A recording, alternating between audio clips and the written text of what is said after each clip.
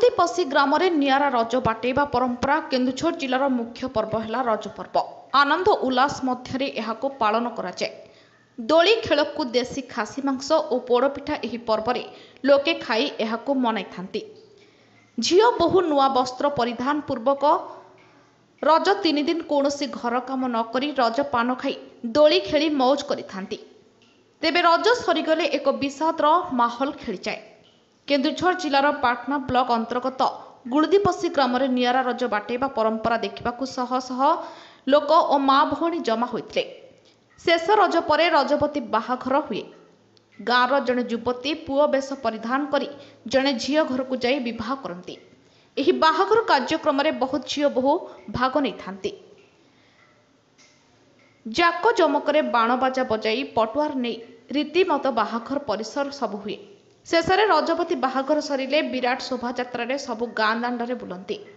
सूचना मिली कि गुड़दीपसी ग्राम 3 दिन रज पर्व पालन होता।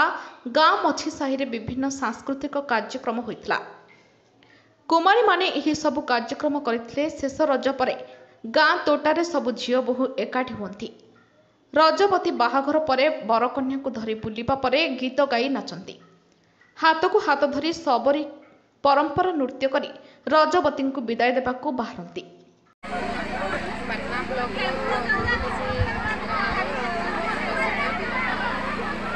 आज जो 7 दिन रज हुए 7 दिन आज पालन होती। आज रज आम पठेदेबू खुशी बहुत लगुच। एत लोक रुंद होती समस्ते गोटे नाच गीत माहौल पूरा भरपूर हो रही। समस्ते आनंदित खुशी अनुभव कर। मैं अंकिता बारी आम पाटना ब्लॉक गुड़दीपसी ग्राम बासिंदा अटू। आमर रज 7 दिन पालन करागला। तो आज शेष दिन आज धूमधाम बहुत धूमधाम आज आम रजमाता को पठेदेबू।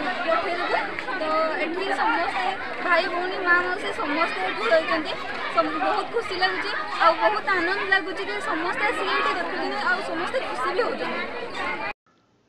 एहाको रज बाटेबा प्रथा कहती। रजवती को विदाय बेले सेमाने पुणी आर वर्ष आसवाक प्रार्थना करती।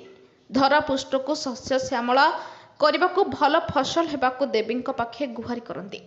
यही परंपरा केन्दुझर ग्रामांचल आज जाए अतुट रही, जहाँ एक नियारा प्रथा। पाटनार दशरथ बारिंग रिपोर्ट ज्योतिप्रभा न्यूज।